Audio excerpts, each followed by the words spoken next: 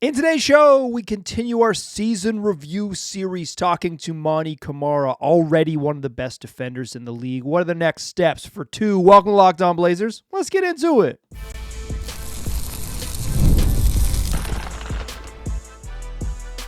You are Locked On Trailblazers, your daily Portland Trailblazers podcast, part of the Locked On Podcast Network. Your team every day. What's up, world? It's your past first point guard and Trailblazers reporter Mike Richmond. You're listening to another episode of Locked On Blazers, part of the Locked On Podcast Network. Available wherever you get podcasts and also on YouTube. Thanks for making this show your first listen.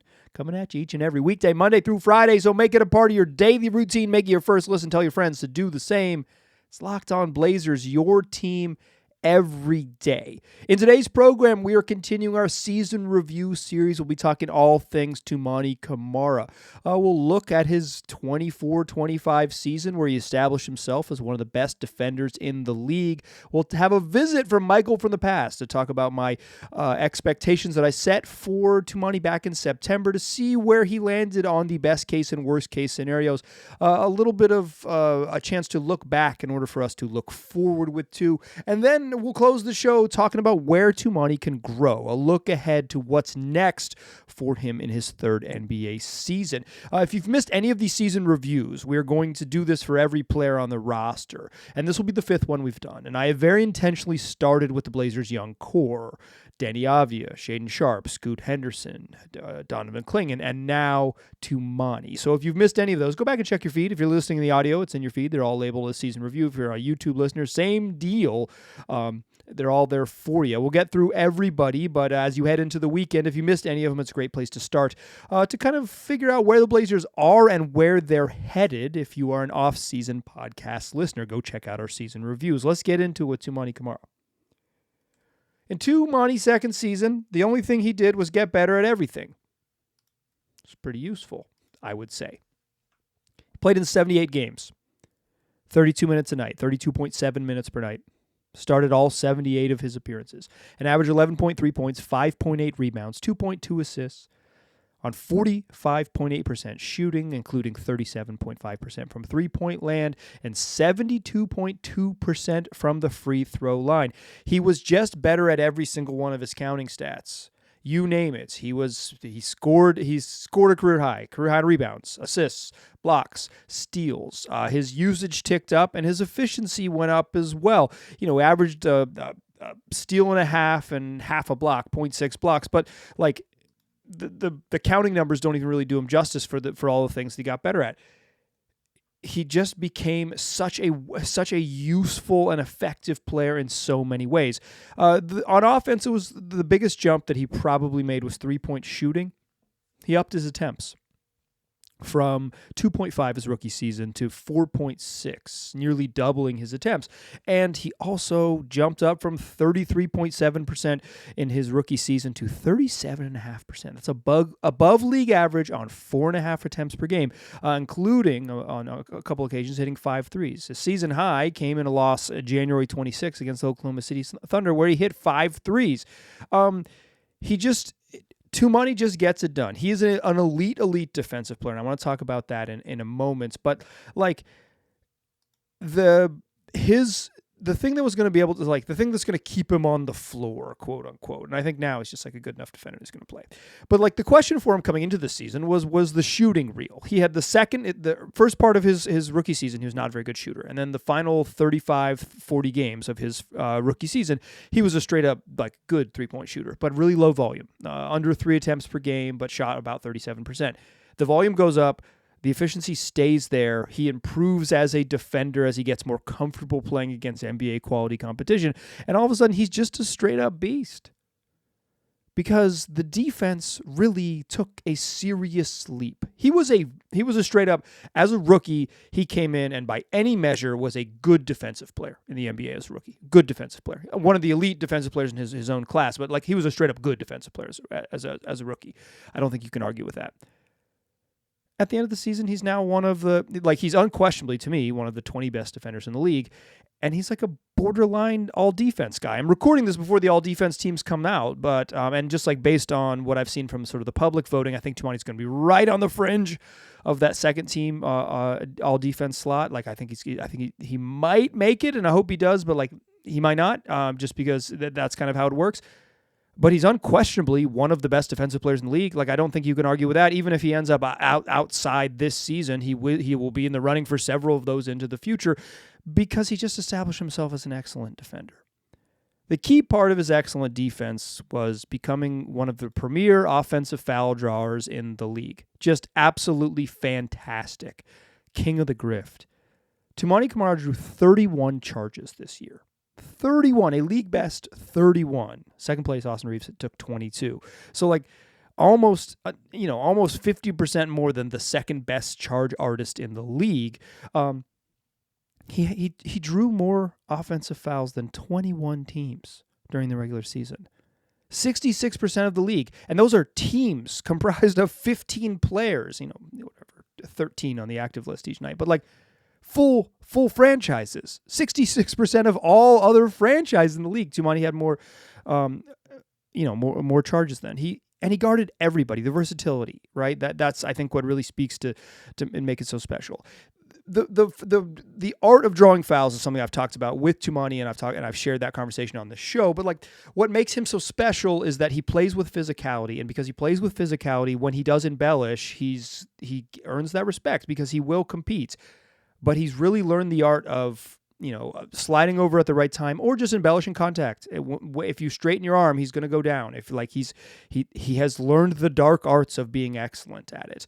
But it's the versatility to guard so many people that makes him so special. He can use those skills against a bunch of different types because he's capable of actually defending a bunch of different types in the first place. There was a January game where he helped hold Tyrese Haliburton scoreless and just to 3 shot attempts. Haliburton from time to time has those weird stinkers, but Toumani took him out of the game. Haliburton just did not exist because Toumani was everywhere, and he was great in that game.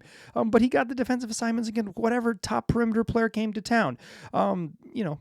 Shea Gilgeous-Alexander, yeah, 2, that's you. Steph Curry, yeah, that's you. LeBron James, yeah, that's going to be a little bit of you as well. Damian Lillard, yeah, that's you. And here's my favorite. This is my favorite Toumani sequence, speaking to his versatility. Blazers played the Nuggets right before the All-Star break. They lose both of these games. In the first game, Nikola Jokic goes nuts. He has 41, 7, and 8 in 31 minutes. He didn't play in the fourth quarter. Had 41, 7, and 8. Cold chilling. It was a blowout. But Toumani guarded Jamal Murray in that game, and Jamal had 17. And so then they were like, well, they had a day off and they played the Nuggets the next night, and it was like, well, we got to put 2 on Jokic. He can handle him, and that'll allow allow us to guard a little bit differently. Like we got to do this because we just can't hang, right? That was kind of the decision. We literally just can't hang. It's got to be a little bit better here. Put Toumani on Jokic, and he guards Jokic, and Jokic still has a good game because he's pretty good. Like he has 26, 7, and 6, but his 11 of 20 shooting was not nearly as efficient, not nearly as dominant. The game went into the fourth quarter and was still in there, but Toumani almost exclusively guarded Jokic and tried to stay attached, and Jamal Murray had 55. Wherever Toumani was, they said, "Oh, like that's not going to be the matchup we can win. The other spot is," and they went and took advantage of it. Jamal Murray took 36 shots in that second game. No, Toumani, I'm finally free. You're going to stay connected to the MVP, or multi-time MVP, and probably another one in his future. Because maybe not. It's hard to win MVP. Once you give up that MVP, it's hard to get it back. The versatility and that ability to guard so many different types of players makes Toumani so special. I think, and I've said this on the show, like for my money, he should make one of the all-defense teams. I think he was that good this year. I think he was that special and that good and that versatile. I think if I had a vote, I would give him my homer vote. He could have it. But I think, predicting whether he will is a different thing than thinking whether he should. I think he should. Will is a tough one. Improved as a shooter, improved as, obviously career highs across the board, improved as a shooter, jumped from good defender to one of the best defenders in the league.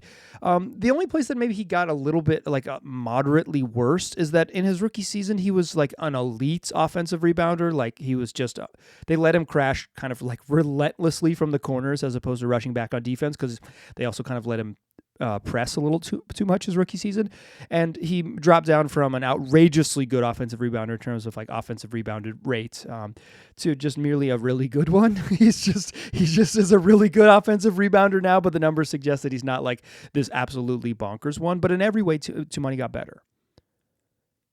So what I want to do before we look forward is look back a little bit. Let's visit in the second segment for Michael from the past, because Toumani Camara is clearly one of the best defenders in the league, and he's clearly become a competent offensive player. But I want to talk about what's next for Toumani, and before we talk about what's next, I want to visit from Michael from the past. We'll visit from my predictions from back in September. What did I think Toumani was going to be this season? I think looking back will help us look forward a little bit, and it's also a fun exercise for these season reviews. Join me in that second segment, and we will do just that.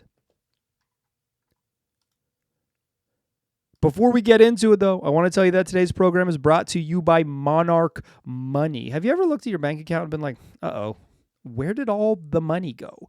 Because you're doing stuff like buying things online and entertaining yourself and dining out and like buying groceries because life is expensive. It's easy to lose track of how your money's getting spent, and that's where Monarch Money comes in. It's your personal CFO, giving you full visibility and control over your finances. Monarch Money isn't just a budgeting app. It's a complete financial command center. You can track all your accounts, all your investments, and spending all in one place. So you stop just managing your money and you start building wealth. You don't need to juggle multiple apps. Monarch Money brings everything together. So, whatever investments you might have, or if you've got a mortgage, or just your savings and your checking account all in one place that also has tools to help you build your wealth. So what Monarch Money does really well is help you plan your financial goals. So say you have a long-term goal. Monarch Money has a bucket to help you plan, okay, in 2029, here's the money I'm going to have to do these big plans I've got. But it also helps you manage your short-term goals. I want to save more money because I'm going on a vacation in July. You can do that at the same time. Short-term and long-term financial planning all in one spot with Monarch Money. Take control of your finances with Monarch Money. Use the code LOCKEDONNBA at monarchmoney.com for 50% off your first year. That's monarchmoney.com, and the code is LOCKEDONNBA for half off your first year. All right. Let's talk to Toumani Camara. Dude was straight up excellent as a defender this season. He was really, really special in ways that feel believable now. But I think believable now in some ways belies what we thought way back when. So what I want to do, and what we do in all these review shows, is visit with Michael from the past, which is in the preseason predictions, I predict my best case scenarios within reason and worst case scenarios without injury. It's kind of setting a polls and for expectations for players each season. I think it's a good thing to revisit, both because you could see how right or wrong I was, but also because it reminds us of many months ago where we thought these guys might end up versus where they are now, because I think our perceptions change pretty quickly, and how we thought about guys going into the season does impact how we think about them going out of the season, quite frankly. So let's kick it to Michael from the past and talk and see what I had to say way back in September about Toumani's best case and worst case scenarios. Take it away, Michael from the past. Best case scenario for Toumani Camara is that he establishes himself as a starting NBA forward. In his second NBA season, when we get to the end of it, he leaves no doubt about it that he is an impactful enough player to start NBA games, period, full stop. That's it, and that's all. That he's an NBA starter. In year one, Toumani Camara was a good defender. And a good defender by any way you measure it. If you want to measure it by rookies, an excellent defender, one of the best defenders in his class. And when you draft someone at 23, you kind of hope they come in with a thing. Toumani Camara came in with a thing. He is a good defensive player at the NBA level. Excellent for a first-year guy, and just a straight-up good one, like a positive defender for any level of player. And that gets you the starting point. And the best case scenario is that the starting point grows. The starting point being a pretty darn good defensive player who showed some shooting chops in the second half of his rookie season is pretty intriguing. And the best case scenario is that the shooting sticks. He continues to be a really smart cutter. The Blazers introduce some other ways to get him involved on offense, and he finds a way to be impactful on that end of the floor. And then when we get to April, when we get to the end of the season and things are winding down, the Blazers have at least one very easy check mark. Toumani Camara is an NBA starter. Our other questions we have can be answered, or at least will have to involve the answer that we have, a certainty that we have that Toumani Camara is a legit NBA starter.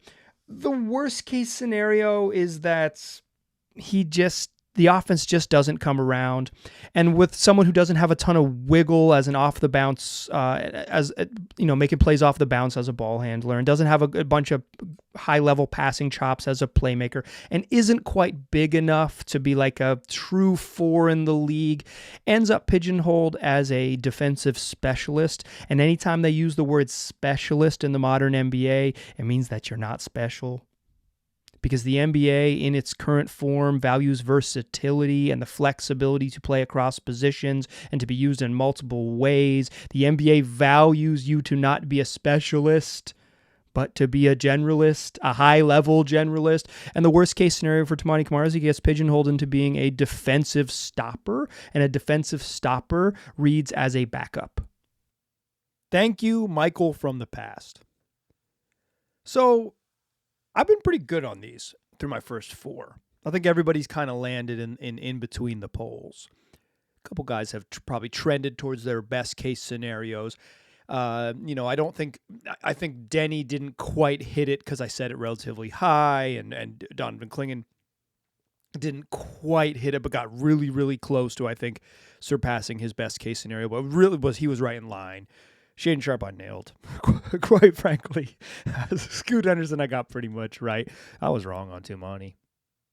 He was better than I thought he would be. He surpassed his best case scenario. If his best case scenario was that he would establish himself as an NBA starter, he did that in spades. I think some of what informed my where my sort of the line was for best case scenario was my concern about the worst case scenario said back when I was talking about it back in September, was that just maybe the offense doesn't really come around because he's not a great ball handler and he's not a great passer. And it's like, if he doesn't, the thing that's going to keep him on the floor is shooting. And if he doesn't do that, it's like, where else, what else does he do there on that end that's really going to, it's like, oh, he's a good offensive rebounder, really defends. Like, is that enough to really get him on the floor for like every team in the league? There was a question last year I got at, heading into the playoffs. A listener asked, like, which Blazers player would play, is most likely to play in like the playoffs. And I think it was when we were in the second round, right? So it's like only good teams left. And I said, Toumani Camara is the player on the roster who's most likely to play. He'd be top 7 on every team in the NBA.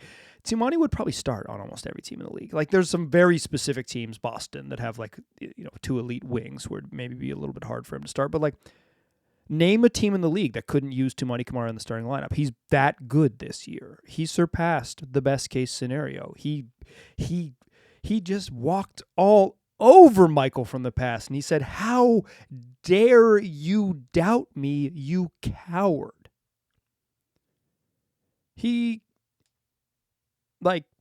I like to be wrong on these things. I think it's interesting, and it's definitely more interesting to be wrong in the positive than be wrong in the negative. A few times here in the past when I've done these, I've been like, yeah, this dude's going to be good, and like they weren't good. Shout out to Nazir Little. But like, he's beyond an NBA starter. Toumani Camara is one of, he's a possible all-defense guy this year. I don't know that he'll make the team, but he's a possible all-defense guy this year. And he's certainly a strong candidate to be an all-defense guy in years to come. And like, the dude was on end-of-season award ballots.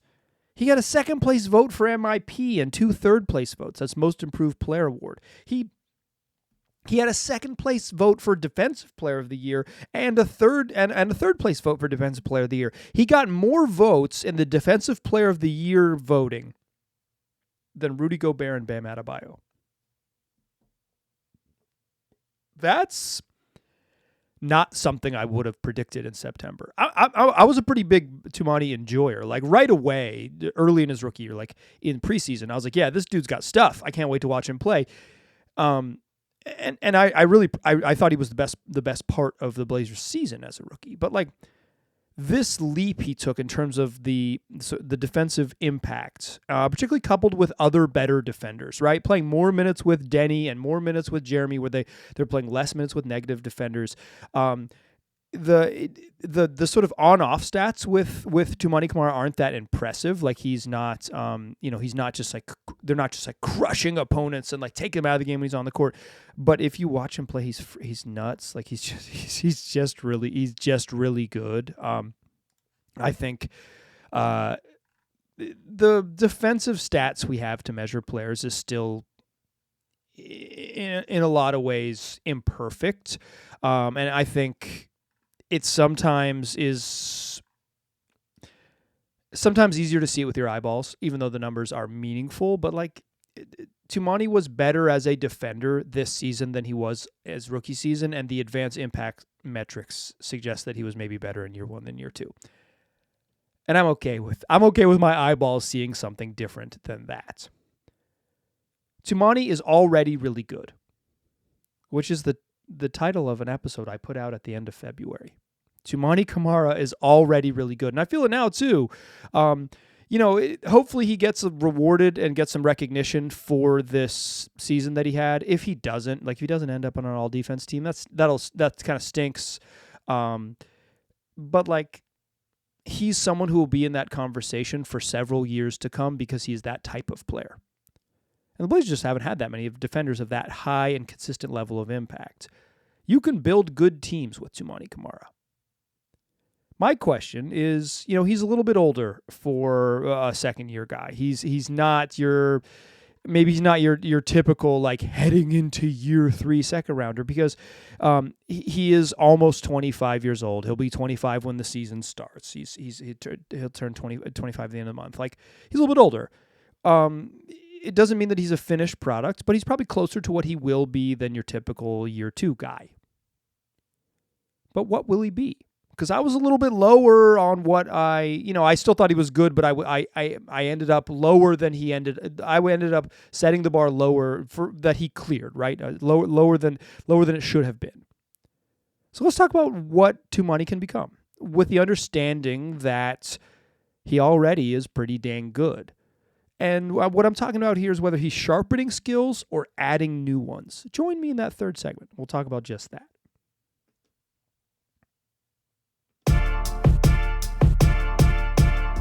Still a pass first point guard. Still Mike Richmond. You're still listening to Locked On Blazers. Toumani Camara is already good. Let's just reiterate that. Already good.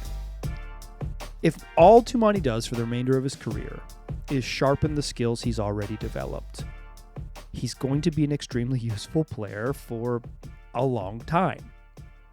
Like, he shot 37.5% from 3 on 4.8 attempts per game. What if he clips that up to like 5 and some change, six threes a night, and makes 40% of his, 38% of his threes? Really useful offensive player on any team. And he maintains his level of like one of the 10 to 15 best defensive players in the league, one of the best perimeter defenders in the league. And as he gets more respect from NBA refs, his ability to draw fouls at an outrageously high rate, continues to tick up. When I asked Toumani Camara about drawing fouls way back when, this was way back when, this is like in March, maybe February. He said, like, basically during his rookie season, he felt like when he guarded star players, they got a different whistle. So he said, okay, I've got to figure out a way to sort of get something back in my favor, because if I just go physical, if I just try to play them with my body and play them with my hands, like, if I use my physicality, I'm just going to get fouls because stars are going to get a different type of whistle from a referee than I do. So he started to say, like, all right, I'm going to learn to embellish contact. I'm going to become good at this. And that just became ingrained in him. And now it's like a huge part of who he is. And if he just does that for the rest of his career, he's an elite embellisher. We'll call it what it is. It's flopping. Toumani, when I talked to him about this, reminded me and was adamant that he does not flop. And his argument was that He's never had a little envelope show up in his locker, because if you get fined, that's what happens. The manila envelope shows up in your locker, and you owe them $2,500 or whatever it is. They don't really give flopping fines anymore, but that was his point. He's never been called for one. He doesn't flop. He embellishes contact, and he's learned to do it. If Toumani Camara is merely a 37.5% three-point shooter, one of the 15 best defenders in the league, and probably the best offensive foul drawer in the game, he is going to be really good for a while. That's sharpening. The other question is adding. What if he does more? What if there is more stuff there for him? Like, kind of what I mean by that is, like, Toumani Camara has this impeccable shot chart this season. He took one non-paint two the entire season, and it was a 20-footer up against the clock, first written about by Fred Katz in The Athletic. But Toumani Camara is a rim and three guy in a league that is rim and three obsessed on a team that made a rim and three emphasis. But he's also someone who doesn't really create his own offense. And when I did that episode back at the end of February about how Toumani can grow, that was kind of the focus of it. It was like the thing that is separating him from being like, because he's already really good, right?